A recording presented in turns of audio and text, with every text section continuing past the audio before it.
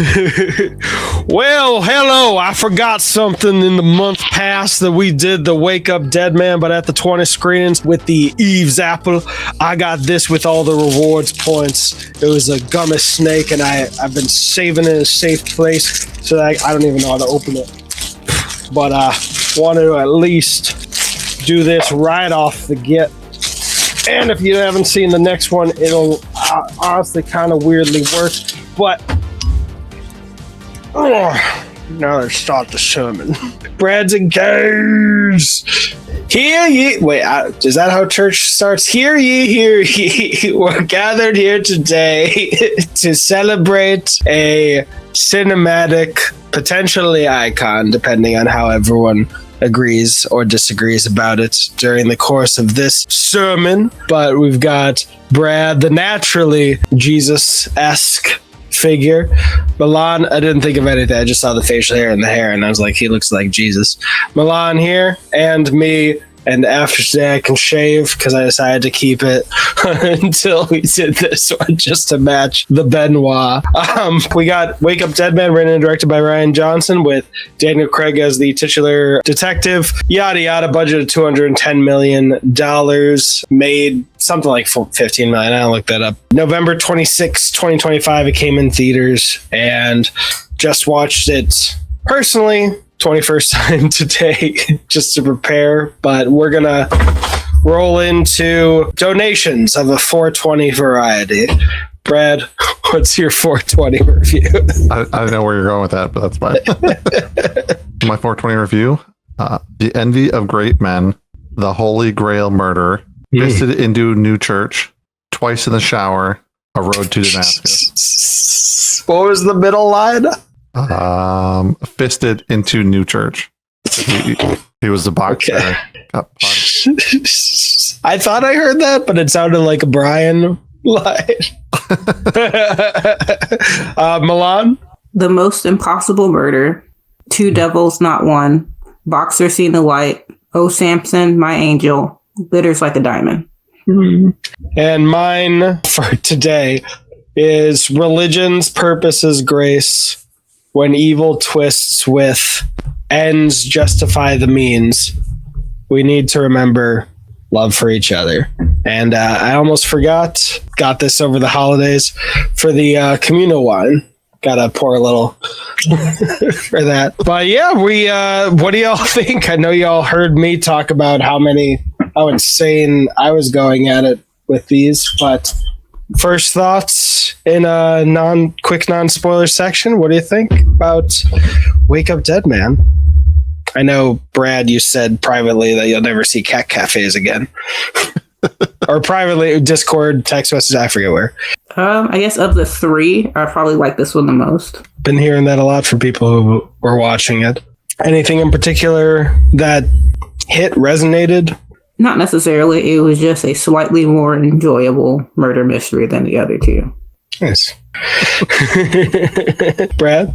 Well, I mean, I'm in the same boat. I think this was better than the other two. I probably need to sit down and rewatch it because I know that they gave a lot of clues, and if you were eagle-eyed or watched it multiple times, you could see said clues leading up to the eventual ending to this movie, including sound effects and visual aids. Sound effects, I can definitely think of them. I'm fascinated all the clues that you saw because just my memory of it felt like this one was the least cluey, or at least definitely compared to Glass Onion. I think the first and this one for me were most, you can think about it and like connect the dots in hindsight, but I don't know how I would have figured out this ahead of time. Or at least all of it, I had half right. I was half right towards the end, just from my initial gut feeling from when they're starting to introduce all the characters in the beginning, in the first couple minutes of the movie. So I was half right. Sure, so that helps. Yeah, I think the TLDR I'll say for this in the non-spoiler section is, while over the course of basically 4 days in theaters, never got sick of it. First viewing, I'm sure I was going to be like, haha, that was great. And then I was wondering if by the 18th viewing, it'd just be like, what are you all laughing at? This dialogue is trite and contrived. But the last two viewings The 19th viewing was a packed house, and then the 20th viewing was me and some random lady like 6 rows back. And even then, now I think I was giggling louder than her during the viewing. So it just never got old. I just held off rewatching it for the 21st time until the day of. I'm so glad how it played out in terms of order. Like the first one, chef's kiss. The second one was just like a big blowout broad comedy. And then this one does feel like the most resonant one. Does everybody hear a vacuum or a jet about to set off? Oh, you probably hear my very loud laptop right now. Okay, I'm gonna just play with an audio setting really quick. Cool. If anything else would be spoilers, basically we can do broad strokes. This one, Daniel Craig and Rian Johnson agreed that even though they were very happy with Glass Onion, they did want to go deeper again and not just so broad comedy light like that. So Daniel Craig asked him to come with something more resonant, and he just went back to his history where he was very religious. He wasn't Catholic. I forget what he was, but he said it wasn't just that he was in a religious household. Religion was his identity until at some point that changed and he went to the Benoit Blanc side of things. So he came at this wanting to channel or process those feelings and kind of examine it in the possibly the closest thing to a quote unquote spoiler that isn't really. It's not just a full roasting of religion. It is not like how Glass Onion was a full roasting of billionaires. It is, I think, a holistic view of what religion is supposed to be and then how people twist it. Or I guess the road to hell is paved by good intentions. So I'm glad that we could have this resonant one here before we get a long pause. What is everybody's rating on the dope meter from ayahuasca to Molly? Mine, I think, consistently was a mushroom. Before we get into spoilers. Do you want to remind everybody the ayahuasca, mushroom, edible, joints, skunky, poison, Molly. I might as well go with mushroom. Hey, cool. what was the one above joint? Mushroom. Wait, no, edible. I'll go edible. All right. So mushroom, edible, mushroom. We'll say. Is there anything else before spoilers? All right, then. Almost all the trivia, which will. Oh, yeah, sorry. No. I'll sprinkle in throughout like our spoiler section, just because most of it has to deal with the points of the movie. So the only one that's not really a kind of a spoiler is that the name Wake Up Dead Man came off of a U2 song. Glass Onion came off of a Beatles song, so the title of that movie. So they're just kind of staying on theme with this. All right, I do have to add, you are correct about the U2 song, but there's also a line from an old American folk song from Peter Seeger and Lead Belly, which says, "Wake up, old dead man," or something like that. He acknowledged the U2 connection, but that the first time he had ever heard that phrase was from some other song. But the rest of Bradley Cooper's trivia, Bradley Cooper's much sexier than the real thing, will be in spoilers. I couldn't keep going without the song. And one other thing that I almost forgot to say before spoilers is my partner got multiple Knives Out stuff, but wearing a definitely eat shit shirt. That they got. The other shirt just looks like this because they got the sticker in front of your worst nightmare, a can of dad jokes. Well, do not need. I don't, but I'm 3 cards in from 100 cards, I think. All right, spoilers for Wake Up Dead Man. 3, 2, 1. And I was wrong about how to identify murderers because I was convinced I was like, all right, it'll be the last person, or I was seeing that pattern, but I forgot that I was like, all right, eventually we'll have to have 2 murderers, or I guess 3, 2.5, 2.5, 2.5 murderers, 2 and an assistant.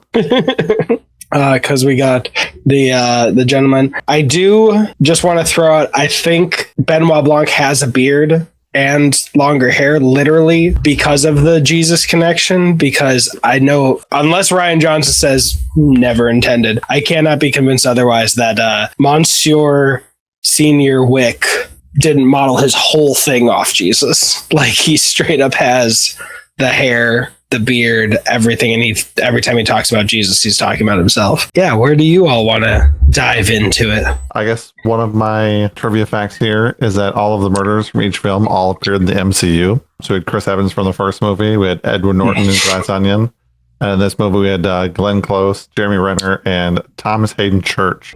Which now is retroactively in the MCU. Yeah, so convenient. That's... I think Ryan Johnson secretly hates the MCU. They try to turn all of their stars into murderers. They're killing the film business, I tell you. You did remind me, though, Glenn Close, and I know it's ultimately disrespectful for the filmography they have, but this movie and Guardians of the Galaxy have my two favorite lines from Glenn Close I've ever heard. One is in the final act, blah, blah, blah. I don't know why. It just tickles me. And her in Guardians of the Galaxy, when she gets hung up by the Kree guy and just goes, prick. Something about Oscar-worthy talent just saying something unexpected, kind of like Kurt Russell saying, I gotta go take a piss. It just tickles me. But yeah, I want to try to make sure I'm firmly in the background because I've been publishing the podcast episodes, and I know I could talk about this for hours alone. Yeah, we don't need that. another connection. There was a lot of reuniting in this movie because you had Benoit Blanc, aka Bond, and then you had Felix Leiter in this movie, and you also had. Oh my god! Sorry, I literally didn't even put that connection. I was like, damn, you burned Jeffrey Wright quick, but he wanted it, and he did a great job. Obviously, a lot of MCU cast. And there was another set of people that had previously done big films together. Josh Brolin, and he's part of the MCU, though. So, yeah, mostly this is a lot of MCU cast. Yeah. Sorry, I think the audio's out of sync for just a little bit, so I got distracted. But yeah, Josh Brolin. Yeah, big bad. Obviously, Bond. And James Bond and Felix Leiter. They're both dead now. I mean, Josh Brolin was also in Guardians of the Galaxy 1 with Glenn Close. They never shared scenes. This was one of, if not the first, role that Jeremy Renner did after his almost life-ending accident, which I thought would have been like his third or fourth role, and not possibly his first, with how glorious... I absolutely love how he walked when drunk. When he's like, just had a little lunch and then walked, and considering he almost died, I wouldn't have blamed him if he physically couldn't move much, because he almost got killed by a snowmobile or something. Yeah, he had jumped down to do something and it rolled over him or something. Save his nephew or something. Yeah. A snowplow. Yeah. It was something bigger than a snowmobile. Yeah. I'm just gonna talk. No, there's just something weird going with this. I think it's getting better. No, I'm gonna try and talk different off my lips here. I know I can physically change it, but it's something. They made a lot of other movie references throughout this movie. It's not something uncommon for Ryan Johnson, but I know they also one of the things was the Lord of the Rings. You shall not pass. Yeah. Well, there's a couple other Star Wars, which he said wasn't because he had been in it, but because it spoke to the times of people radically misunderstanding very obvious stories. I guess subtler versions are like people thinking that Fight Club was some heroic thing for men instead of deconstructing toxic masculinity, or Red Pill with The Matrix, seeing it as manosphere bullshit. But and then the only last thing I got is you can see the wolf head on not Senior Wicks. What's his name? Monsignor Wicks. His robe on the day that he gets killed. You can see the wolf head on his thing when he turns, which you wouldn't notice during the movie. But if you go back and rewatch that scene, you could see the wolf head that's attached to his cloak. I don't know what the official term is. Costume. Yeah. You can just say it. The movie. So. It probably took me 6 viewings, but even from the first shot, when in that scene where they're showing the whole the flock mostly, and he's up on the top, it's also there. Because I know they flash back in the reveal saying that was there to that shot of him moving. Yeah, and then the glass break, or you can hear the glass Clink, clink. hitting the wall, and you can hear the glass shattering or whatever too, from the door, the swinging of the door. Oh, from it like pushing it up against the flask in there. Yeah. So you can hear him kick it, and then you can hear it break, glass shattering. I think was that when he broke the vial?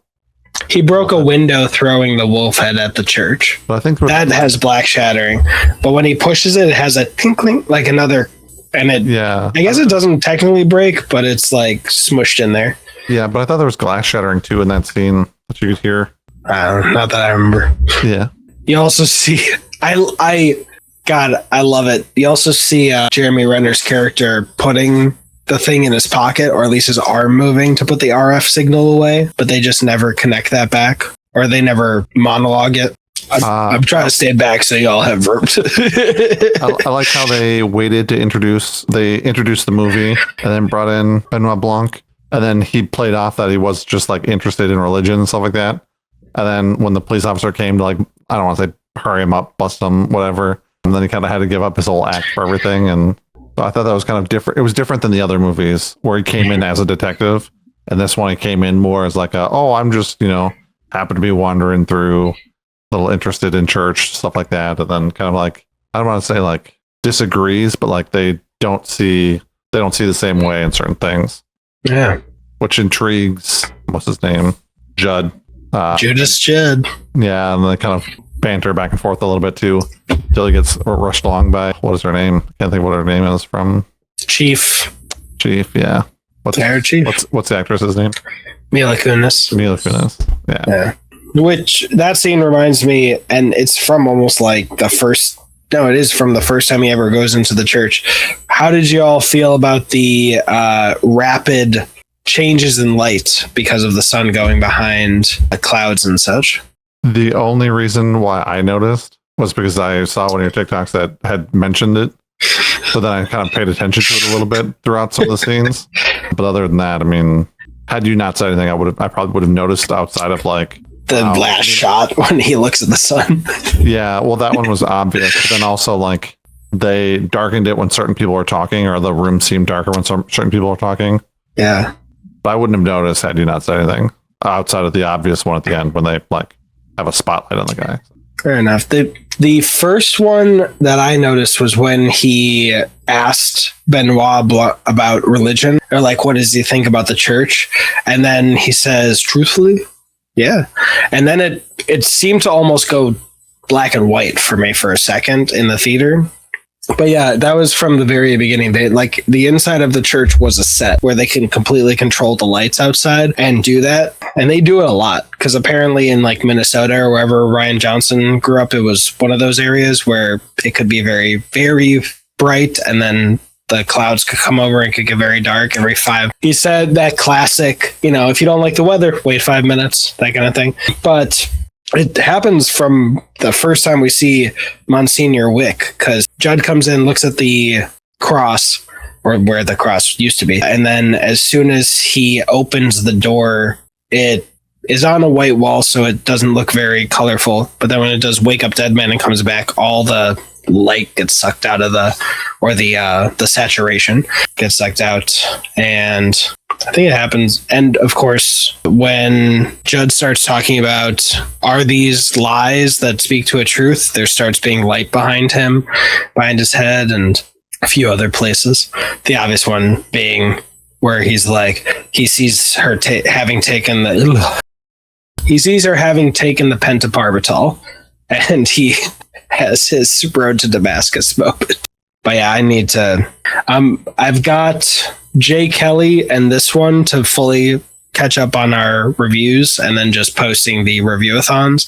But when I have time, I need to do a video essay about all those color changes.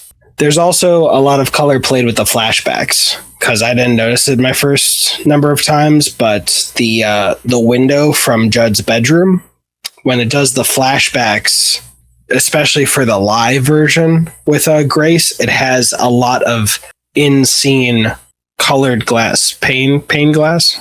I don't know. Stained glass windows in the scene, like in the foreground, coloring the telling. But yeah. I feel like this they tried to be crude at some points of this movie. Like, I don't know what I was looking up to try and see what this was actually rated.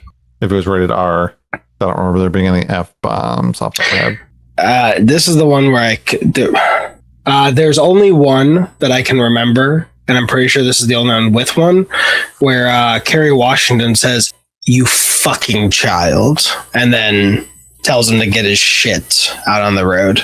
And I think there was an F-bomb, but they voiced over it, I think, like did ADR with the author when he was talking about his survivalist freaks. Yeah. I didn't look at it closely, but I think it was like fucking freaks or something like that. Because they did get away with 2 in the last one, so I think they tried to again. Yeah, but I feel like they tried to be crude in some points with Monsignor Wicks, like just like his vivid details of his habits when he was kind of like the first punch was thrown or whatever is what Judd said. He didn't realize that was the first punch. His masturbating make believe. Yeah, and then once he like, after what was it, like 6 months or something like that, he was like, "Yeah, I looked it up. You can't even do. It's not possible for your body to even do that." Blah blah blah. Yeah. And then the cat cafe thing, and I feel like there's one other thing that they were just kind of like, "Okay, that's like farther than we needed to go in certain things for no reason." Yeah, I think when you talk that much about masturbation, you can't get away with 2 F-bombs. But it's... I feel like they're just trying to set that up to where it would seem believable that he would just drop everything and religion so quickly over money. Yeah. And he talked about how he had always envied his dad's power as a priest, or his grandfather's. I think his grandfather's, The only thing I would really want to change, I mean, overall, I think this is a solid movie. The only thing I'd really want to change is that I wouldn't have wanted the final thing to be a diamond or a jewel or whatever that was. I think it was a diamond. I would have preferred it to be something more, enlightening, or like more of like not so much a physical thing, but more of like an idea of something. I'm trying to think of how I can put this. Like a stairway to heaven type of thing, not so much like a physical diamond that you could sell or cash money like he was hoping it would be. Obviously, what's her name? That would kind of ruin the whole money thing, right? But I wish they would have thought it was money, and it turned out it wasn't money. That it turned out it was something like metaphorically bigger kind of thing. But obviously, that'd be pretty hard considering Martha knew that it was. Sorry, I've jotted some notes. That Martha knew that it was a diamond because she had that fight with, I forgot what Monsignor Wicks' mom's name was, the harlot. Grace. Is her name Martha? Mm-hmm. The old lady? Cool. I didn't realize that. I would have thought about Martha from the first one. Yeah, and she called her a harlot whore or something like that, or whore harlot, or harlot whore. So she's the one that kind of coined that term but that would have ruined everything because she would have known that it wasn't a diamond. Yeah. And also, like he had a fortune that he used to build the church. So I guess it does. I mean, you do also have the more metaphorical thing of your inheritances in Christ.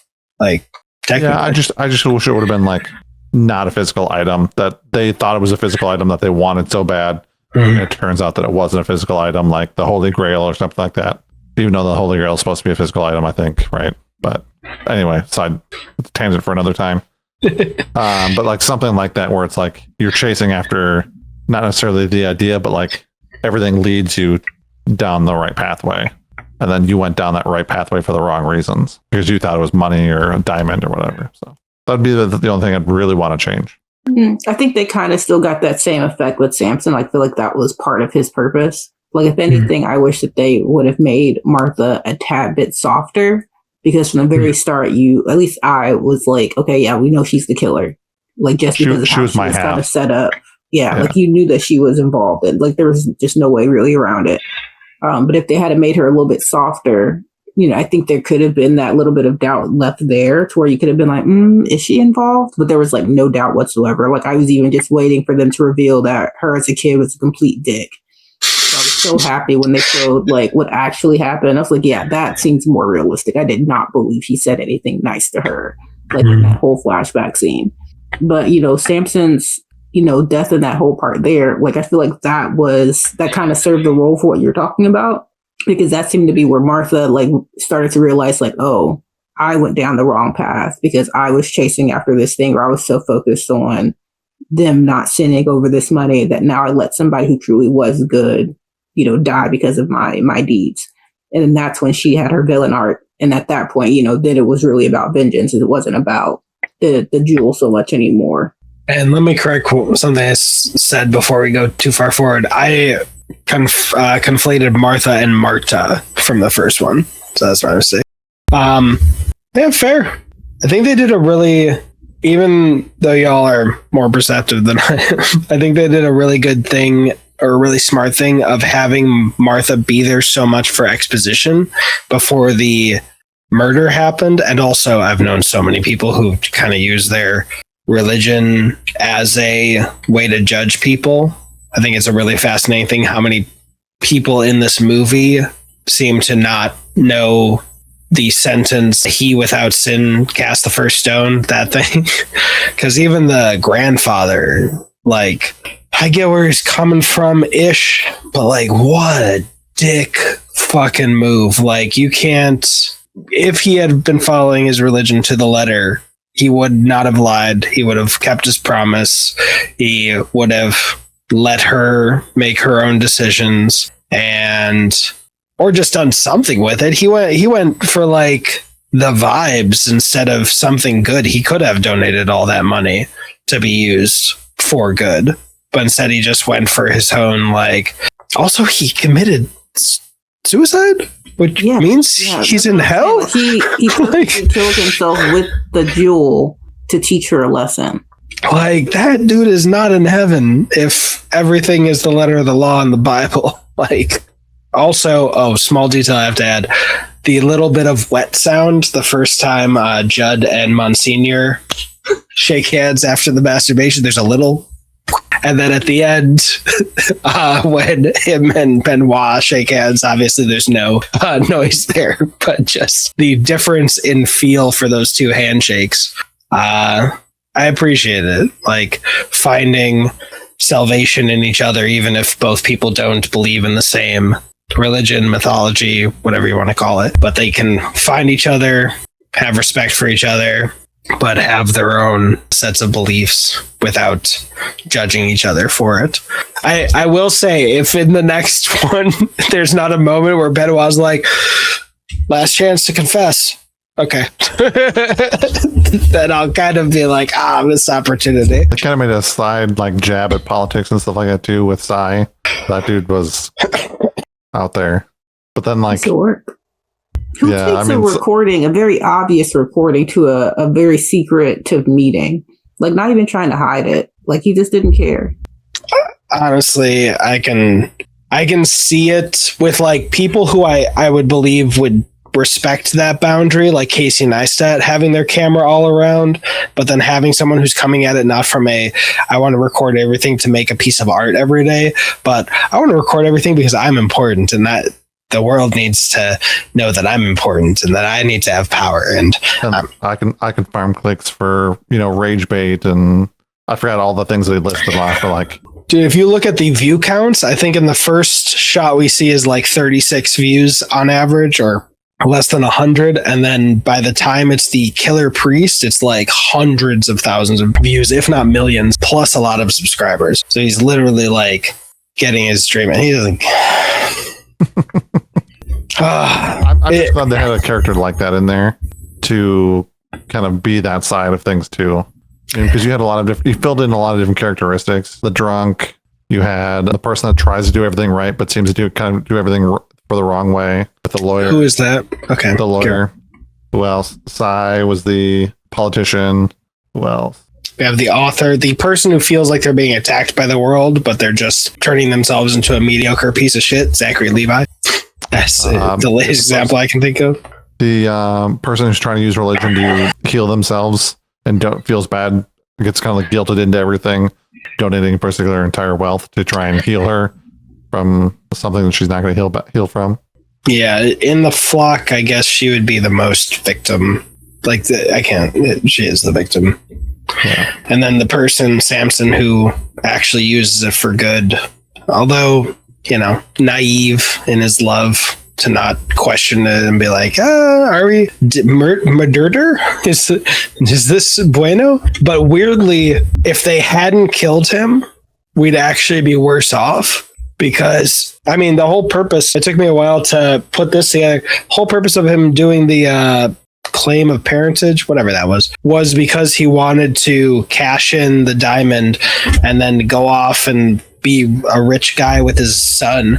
So if he had succeeded in getting the diamond and selling it, then his son, of course, would be like, say the same shit. And then he'd go and, can you imagine what we could both do with in the name of the Lord or Christ?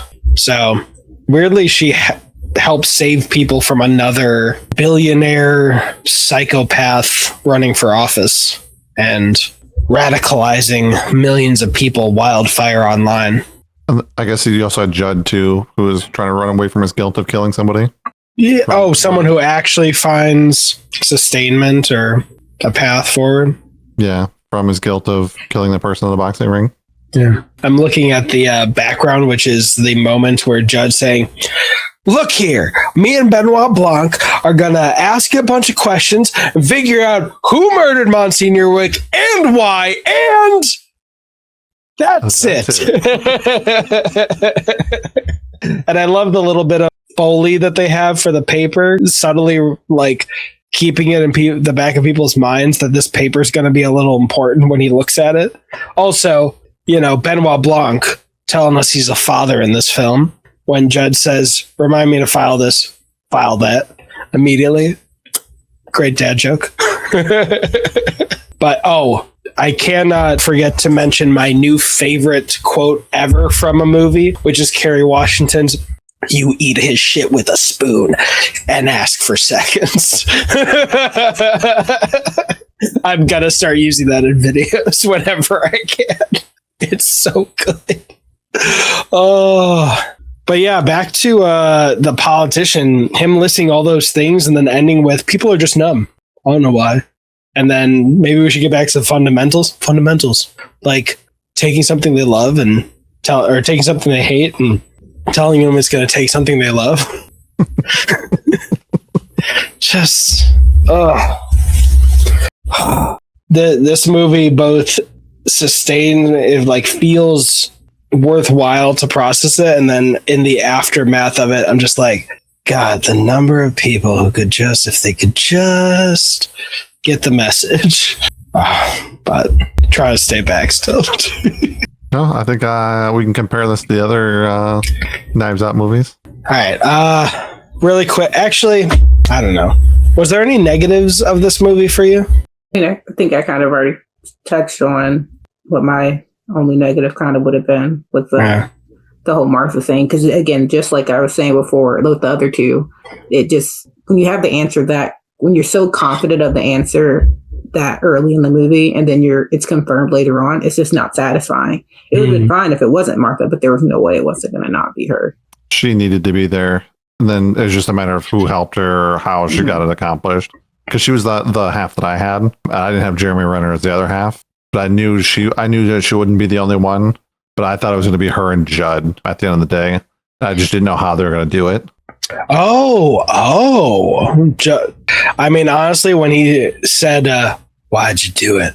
I was like, holy shit, we're doing this. So I am curious the day where the main character is the murderer or something like that. But I don't know. I'm okay. So I want to run this by you and feel if you agree at all. It felt like Mila Kunis was out of place. Does that make sense? Like, she felt a little out of place, and weirdly, because like I'm not the hugest fan of her as a person because of the weirdness with the Hyde actor and her and Ashton Kutcher's like were being held captive apology for like sending a note to the judge on his behalf. Anyway, so I hope that's not coloring it too much, and she's been in Black Swan. She was amazing in that 70s show. Like, I love her in Forgetting Sarah Marshall. But something felt odd. It felt like the acting was a little just not on the same level as everyone. It felt like clunkier. Like when she walks in at the end into the church, she's like holding her hands weird. She does I don't know if I watched it too many times and her acting started like not feeling as natural, but I kept wanting her character to be played by Laura Dern for some reason, who was the actress in Jay Kelly who kissed Adam Sandler and left early. But did that ever hit you, or like, I don't know, it's the first character main cast member who I ever felt was like, you feel out of place here. Something just feels a little off. And I do want to say she accepted the role. Like, he was like, do you want to check? And she's like, yes. And it's like, do you want to read the script? Yeah. Nope. Yes. And like, maybe read the script. So everyone in this cast, I think, is incredibly humble. Like, she should be doing her own main role. She could be. She was just like, let's go. And she seemed like she was wonderful with everyone in her cast. But I don't know, for some reason, it just felt, I don't know if I've just rewatched it too many times. I mean, I don't see that. If anything, I felt like her character, and I guess her in that role, I don't know, was needed, at least for me as a viewer, because it helped keep the rest of the film grounded, because so much of the film was wrapped up in religion and potential fantasy and what happened and whatnot. And she was a piece that was like, no, this is a real murder. This is a murder mystery. And she kind of helped keep that balance. Yeah. So I appreciated like the way that her portrayal was starkly different than the others, because everyone else was stuck in this whole world of demons and angels and resurrections. And she was, no, this is a murder. We have a job to get done. Yeah, she kind of kept everything on the timer, because like, on murder mysteries, it can feel like it gets stretched out too far. Like, too many days and nights go by without like, all right, no, the police have got to step in at some point in time. You can't just let this rogue detective go, do his own thing, kind of thing. So she was definitely the timekeeper of everything, and like, no, we got to arrest him now, like stuff like that. I wish she would have had just a little bit more screen time, or maybe a little bit more interaction with Blanc as more of like a adversarial role, like she kind of did in a little bit in the beginning. Like, no, we've got to go. You've already been in here for 5 minutes talking to this guy. We've got to go. Yeah. Like, we need to start the investigation process, blah, blah, blah. So I don't think she had enough time to build that character, but I do think she had like a weird, like, Southern accent that was kind of like a little over the top, kind of. I don't think it was necessary. I think she could have just been her regular self and a regular voice, and it would have been fine. Okay. Yeah, her part definitely is necessary. Like, it reminded me of when Tom Cruise apparently gave hundreds of pages of notes on Tropic Thunder. He said, I don't feel the pressure from the studio. So I like that character's use as a ticking clock. I don't know. Maybe I'm wrong. Some of her reactions and scenes were like felt timing wise off or late. Like, she didn't hear somebody and then she remembered her line, or I don't know. I'm probably thinking too much about it, but I just want to see it. Also, maybe my opinions of her because of that one example have colored it and made me examine it too much. But God, if I could have her retake just at least the walk into the church at the end when she has her hands like this, it would make it. I would love it so much more. Yeah. All right. That's my whole thing. What were you queuing us into? Oh, the rankings. That's right. Actually, let me open them up because I edited them in, but I forget where our rankings actually were. All right. So I don't remember the order I did these in before, but I'm assuming best movie. We have best murder mystery in the Benoit Blanc universe. We have Glass Onion and Knives Out. Glass Onion is number 1. Knives Out is number 2. Can I guess who thinks this is better than Knives Out? Yeah, everybody unanimous. Who thinks this is better than Glass Onion? Is that also unanimous? Nice. All right. For the best protagonist, we have number 1, Helen. Number 2, Marta. Who thinks Judd? Judd is the best. All right. Shoot him straight to the stop. You both agreed on that? I don't know where I land, obviously. Judd would be the best protagonist, yeah. Honestly, I appreciate y'all because I don't know where I land on that. Haven't thought about it yet. Best, let's see. We've got favorite murderer, since, of course, the person at number 1 is not the best. But we've got Ransom at number 2. We have Miles Braun at number 1. And the best I could think of to channel the religion of it would be the mother, the boy, friend, and the holy drunk.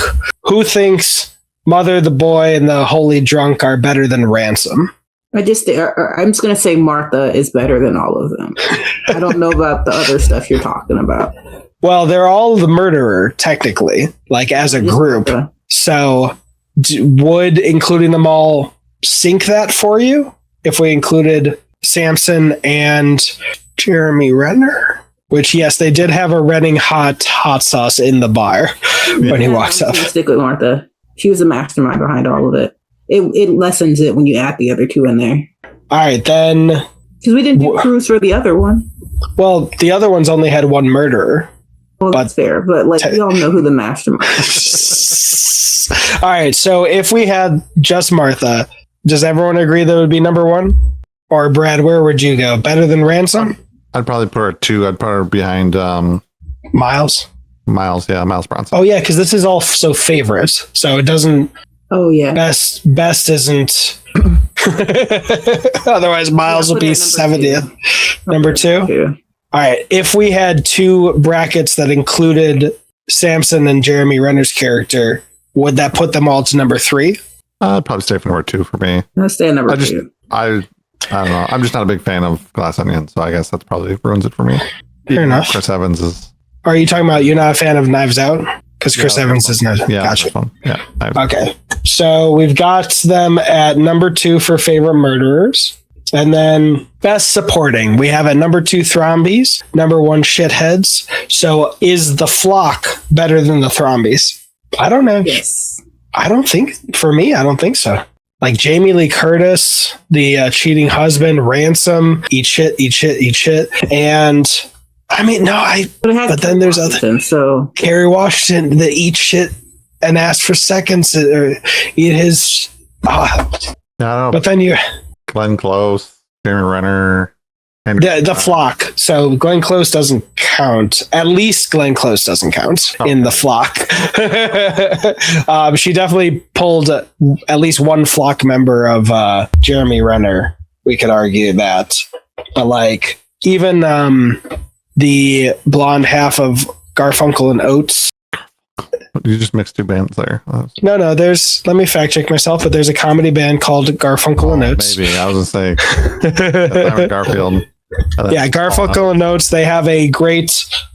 oh, God. No. Why is the one video... where'd Milan go? Oh, no. Well, I'll say this so Milan doesn't have to hear it. The one song I know from Garfunkel and Oates, it's great, but it's called Fuck Me in the Ass Because I Love Jesus. It's God's Loophole. There were kids who were having anal sex to avoid the sin of premarital sex because it was a loophole. Even she was great in her little bit of delivery, but then you've got... So even though we have the villain of the Sherlock series in the Flock... Yeah, I'm not including Martha. I think I put him at 2nd behind the Glass Onion. The Shitheads. Yeah. Is that where you land, Milan? I'm good with that. Okay. All right. So they'll now be Shitheads, Flock, Thrombies, and then the final one. This will probably extend the podcast by an extra 30 minutes, just how much we have to discuss. But we have the final one, the best Benoit. We have a number 1 Benoit and number 1 Benoit. So in the ranking of Benoit's at number 1, does everyone think Benoit should be number 1? This is my favorite one. It's just going to be best one Benoit. Number 1 Benoit, number 1 Benoit, number 1 Benoit. But any last things you want to say before this mass wraps up? All right. May everyone attend the Lady of Perpetual Grace, or whatever the church is now called. And this movie may be a mushroom, or maybe a mushroom, or maybe an edible. At the end of the day, this movie's dope because movies are dope. I don't know. What? This whole pacing thing. I feel like there needs to be a conversation around it. It's hard because we're all doesn't feel like we're synced. I kind of love it. Like he purposely like looks at us and is like, I'm gonna make sure I go off of what they're saying. Well, I do. I don't want to say, but make sure movies are dope, and then you both are like movies, and it not be so. The pacing has kind of become part of the fabric of it. But if you want, I can say, well, we all know that movies are dope. Like we could do it quickly if you want. I just genuinely don't know, especially with a delay like this, how to do it in general unison. But at this point, even if we had like, if we all ended up living in the same city and had like a stage version of this and we're all together, it kind of just feels to me right for it to be like that at the end. I'm not doing it to mess with you. I'm just doing it to try to be at all in sync. I mean, here, if you want to practice it like nope. Just to see it fat. Okay. All right. Then this will just be one of those right before cutting. Oh, no, I didn't mention it. Brad's engaged. Yes, and woo! That's so awesome. We talked about it beforehand, but I'm gonna have probably put this at the front that Brad's engaged. So, it's kind of cool. The podcast just what? Well, I got married. You're engaged. I hope to be. Anyway, bye-bye now. I'm living in a movie, there's a scene you gotta jump. I got my people at the viewing who all knew me selling tickets. Yeah, they talking about the beauty. I see Scorsese outside saying this isn't cinema. Free man, I ain't doing shit tomorrow, I don't need plans. I'll be kicking it till April off for $3 grand. I don't even need the money, I just need fans.